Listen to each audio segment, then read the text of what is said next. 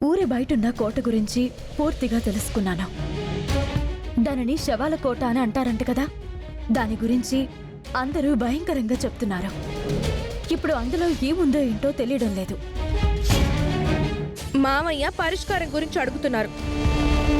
నువ్వు తిప్పి తిప్పి సమస్య గురించి చెప్తున్నా. స్పెషల్ ఆఫీసర్ టీం నేసుకుని దిగినట్టు మా అందరు నేసుకుని దిగిపోయావు. ఇప్పుడేం చేయబోతున్నావు? ముందు సమస్య మూలాల గురించి తెలుసుకోకుండా తొందరపడి ముందడుగు ఎలా వేస్తామక్క? మాట అనడం అంత సులభం కాదు సమస్యను సాల్వ్ చేయడం అంటే. పోనీ మీరేదైనా సలహా ఇవ్వండి, ఆ విధంగా చేస్తాం. ఏంటే నోరు లేస్తుంది? మన చెయ్యి లెగనంత వరకు ఈ నోరు లేస్తూనే ఉంటుంది. అరే, చిన్న పిల్లలతో ఎలా మాట్లాడాలో కూడా తెలియకుండా పోతుంది మీకు. ఇది చిన్న పిల్లనా? పెద్ద ఆరిందలాగా మాట్లాడుతుంది. ఇంకా ఆపండి మీరు. ఇప్పుడేంటి? సమస్యకి పరిష్కారం మీకు చెప్పాలి అంతే కదా? చెప్తాను వినండి. మావయ్య, కోట గురించి జగన్నాథం గారు వివరించడం జరిగింది. అందుకే నేనొక నిర్ణయం తీసుకున్నాను. కోటలో ఉన్న దుష్టశక్తి అక్షయ్ని ఈ చోటికి రప్పించుకోవాలని అనుకుంటుంది కాబట్టి ఈ రాత్రికి నేను అక్షయ్ని తీసుకుని ఊరి మధ్యలో ఉన్న మర్రి చెట్టు దగ్గరికి తీసుకుని వెళ్తాను. అక్కడ కూర్చోబెడతాను. నా కూతురు గురించే ఊరిని ఇబ్బంది పెడుతున్న ఆ దుష్టశక్తి నా బిడ్డ గురించి ఖచ్చితంగా వస్తుంది. అక్షయ్ని తీసుకుని వెళ్ళిపోతుంది. ఏం మాట్లాడుతున్నావు అవని? మన పాపని ఆ దుష్టశక్తి నిజంగానే తీసుకుని వెళ్ళిపోయిందంటే ఆ తర్వాత మనం ఏం చేయగలం? నా కూతురికి ఏమైనా అయిందంటే నేను తట్టుకోలేను. అవునమ్మా, నువ్వు తీసుకున్న నిర్ణయం సరైంది కాదని నా అభిప్రాయం కూడా.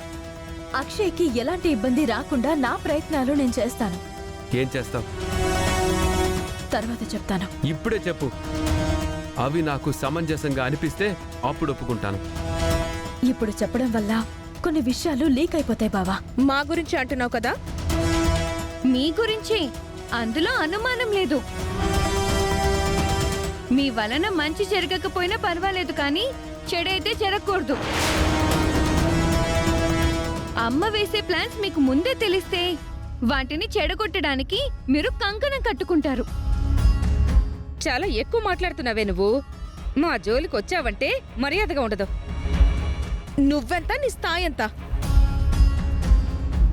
ఇది వరకంటే నేను అనాథ పిల్లల మీ దగ్గరికి వచ్చాను. ఇప్పుడు నేను వేదవతి గారి మనవరాల్ని.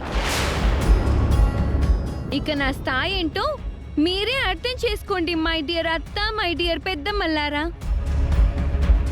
నా కూతురిచ్చిన సమాధానం సరిపోయిందా? నన్ను చెప్పమంటారా? అవనితో చేరిన దగ్గర నుంచి నువ్వు బాగా మారిపోయావురా బాబు. అవని, నీ నిర్ణయం మార్చుకో. నన్ను అర్థం చేసుకో బావా. అర్థం చేసుకోవాల్సింది నేను కాదు, నువ్వు. కూతుర్ని తీసుకొని ఊరిలో దిగినప్పుడు ఆ మాత్రం త్యాగాలు చెయ్యాలి.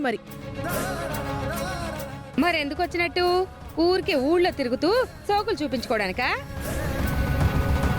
మీరు స్వార్థంగా మాట్లాడుతున్నారు. చిన్నపిల్ల గురించి ఆలోచించరా మీరు? రిస్క్ చేయడానికి నేను సిద్ధంగా ఉన్నాను.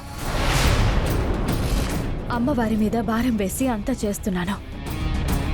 ఇంతకు ముందు నానమ్మ విషయంలో నేను వ్రతం చేసి బెజవాడ కనకదుర్గమ్మ గుడికి వెళ్లి మొక్కు తీర్చుకుని రక్షించుకున్నాను.